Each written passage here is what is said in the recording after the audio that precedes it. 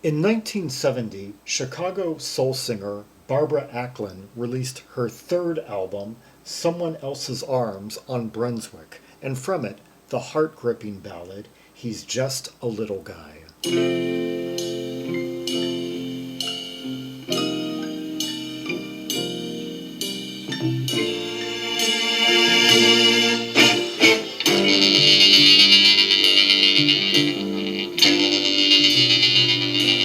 Okay, I love that effect where we have that really fuzzy, like string instrument over that amid those like lush, lavish strings and like pizzicato, you know.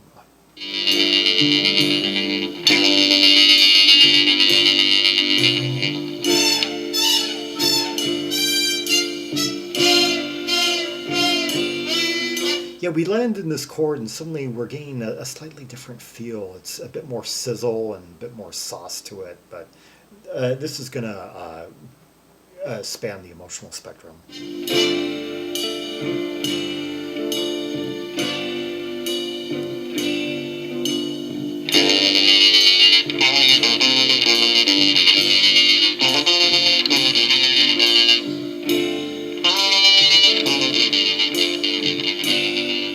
That is raw. I can't think of many examples of such raw fuzz being employed on these like smooth soul records. Like on in the Philly studios, they did it kind of faintly on some tracks, but not this loud and thick. He's just like all the other little guys with torn blue jeans and a dirty nose. And while the sky's blue, the grass so green, all these little things he thinks his mother knows. When I think of all the hurt and pain he doesn't know about. This is about a concerned young mother, raising her son in a working class neighborhood, beset, marred with violence and danger and such, and she's concerned about his future. Something grips my heart, and I wanna shout. He's just a little guy. He's just a little guy. What is the moon? What are the stars? And does God know who you really are? And why does the sun shine so bright above? Powerful harmonies, and that I love that flaring of the string, that kind of flowering flare up of the string behind her. Why does it rain? Oh, what is love? Well, love is good. I love how the verse seems kind of like elongated. Like it's one of those songs where they really take a while to get to the chorus, and it's all the more powerful because of it. But love can be pain, and he didn't understand.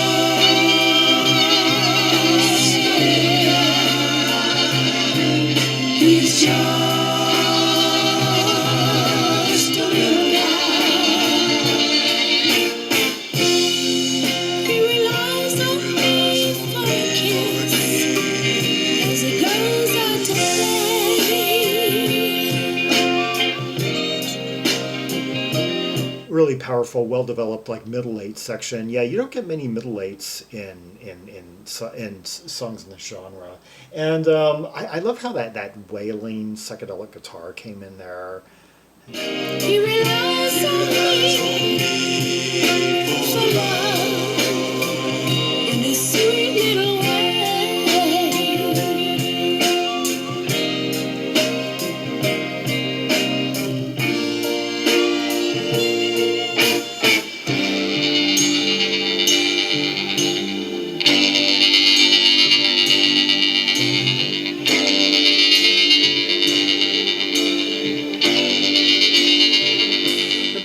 that's like a sound that you could hear like on one of those Nuggets records or something. It's got that like echoey, reverby fuzz to it. Better tell him now what it's all about. So when he falls in love, there will be no doubt. 'Cause he's just a little guy. He's just a little guy. He's just a little guy. He's just a little guy.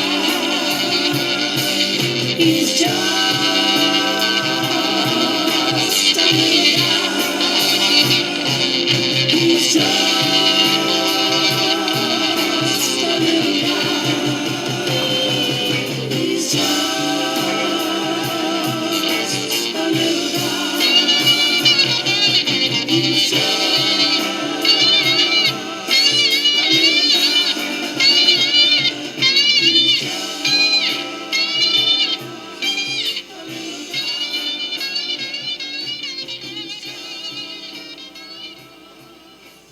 It's interesting how louder that guitar was, kind of as things were fading out. Like it, almost as if it was like recorded during a different session altogether, much separately from everything else, and just kind of mixed, overdubbed, like and mixed kind of high, relatively high in the mix. It kind of felt like pretty high and kind of almost like foreign the whole time. This song was released on 3 consecutive albums by Barbara Acklin. It appeared here, and then it appeared in her on her 1971 Brunswick release, I Did It, and then her follow up to that on the label, I Call It Trouble, in 1973. So it seems like someone really wanted to make that song a hit, and I can see why. But I looked at her singles discography as it's organized here on Wikipedia, and I don't even see it having been tried as a single, which surprises me because it just seems to be screaming for. The song just like leapt out on me as I was working through the album. But yeah, just an anthem for all times, and it's just as relevant today as it was 50 years ago.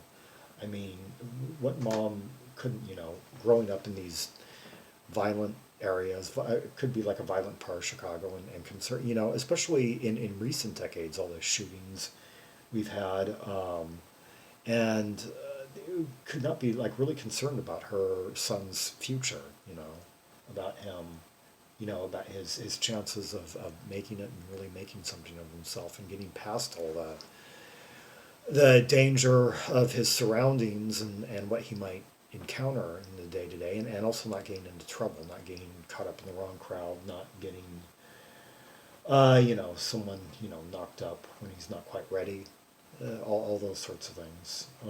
And yeah, anyway, yeah, definitely a song that should be heard by more people today, as in any era. Let's hear another track from the album, the title track, Someone Else's Arms.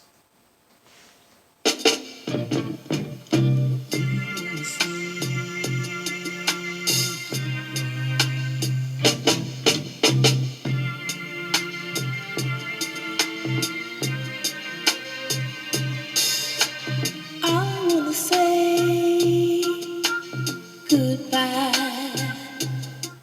Okay, and that first voice you heard there is Eugene Record, who co-wrote the song with Barbara Acklin, and co-wrote the last one as well. Although it's kind of strange how it's a Barbara Acklin album, and this is the first track on side one, and yet the first voice you hear is his, and you're thinking that doesn't sound like a Barbara. Now, Eugene Record was a member of the Chi-Lites and wrote many other songs. But my heart just won't let me. So afraid of losing you. Oh, my just won't let me. Let me. Oh, you done me wrong, and I know you know. I know you know.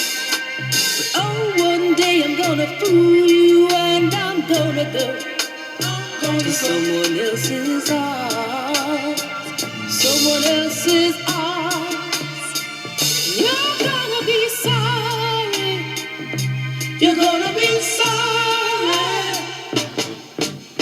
I wanna see the world, but my eyes just won't let me. I believe I'm hearing major sevenths throughout this. I just love the notes that are being emphasized by the vocals, and I'm hearing them throughout like the verses, and then more like minor keys during the chorus. I want to speak words of love to another, but my lips just won't let me. Oh, you done me wrong, and I know you know. I know you know. Okay, maybe I'm actually hearing sixes, like D or like D in the key of F, stuff like that. I've got so much love, and it's gonna show in someone else's arms. Someone else's arms. You're gonna be sorry. You're gonna be sorry.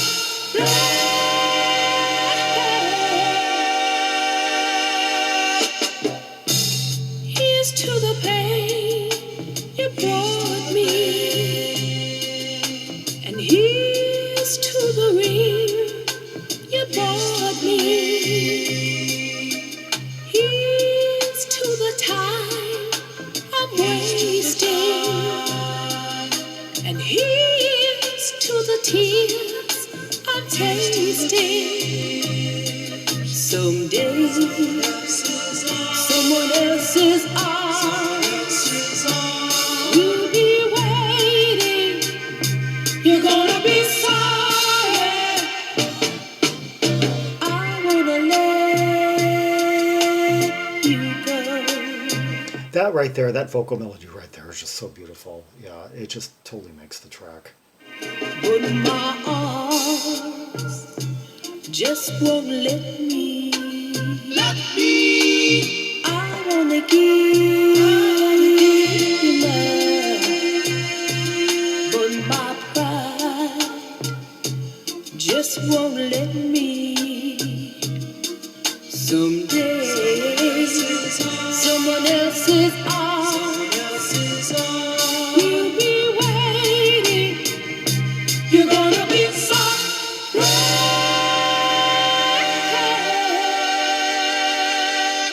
Sorry, sorry. You're gonna be sorry, sorry. You're gonna be sorry, sorry. You're gonna be sorry, sorry. I love the gospel-y vocal arrangements over that kind of icy organ. And And you're gonna be sorry, sorry. Someone else's lips will be touching my life. You're gonna be sorry, sorry. Sorry, sorry. Sorry, sorry. You're gonna be sorry, sorry. You're gonna be and I also liked the rhythmic component there, that like hi-hat pattern with that like bass line, but like that 2 or 3 note bass line. That seems sample worthy. Yeah. Someone Else's Arms by Barbara Acklin, and before that the epic He's Just a Little Guy. Yeah, the emotional, heart-wrenching epic there. Two songs that should have been huge hits. Someone Else's Arms was released as a single, although it didn't chart on either the R&B or Billboard chart. Although she did chart 28 R&B with the track "I Did It." Yeah, that year in 1970, and won 21 on the main Billboard, and scored a few other. And the following couple of years, scored some like top 50 hits on the R&B chart. Lady, Lady, Lady, I Call It Trouble. And then finally in 1974 had a number 14 R&B hit with Raindrops. And a few more from 75, and then I guess she stopped making records after that. Yeah, the last album, yeah, it seems to all end after 1975. Yeah, on the Soul Directory, that was the last album I had on here, and so didn't quite make it to the disco era. She was most active on the charts during the late 1960s, like her first album thereabouts, when she had a hit with "Love Makes a Woman," R&B 3, pop 15. I might recognize that song if I heard it, but the title doesn't look familiar off the top of my head. Yeah, yeah, I don't know her from oldies radio at all. I just know her from the three albums I've worked through from the 70s. And I can tell you what the hits should have been off those. Um, but that's, you can see all that in the directory. For more Rubies and Sapphires from Barbara Acklin's 70s output and from other soul artists like her from the time period, see the directory of albums by American soul artists linked in the description below.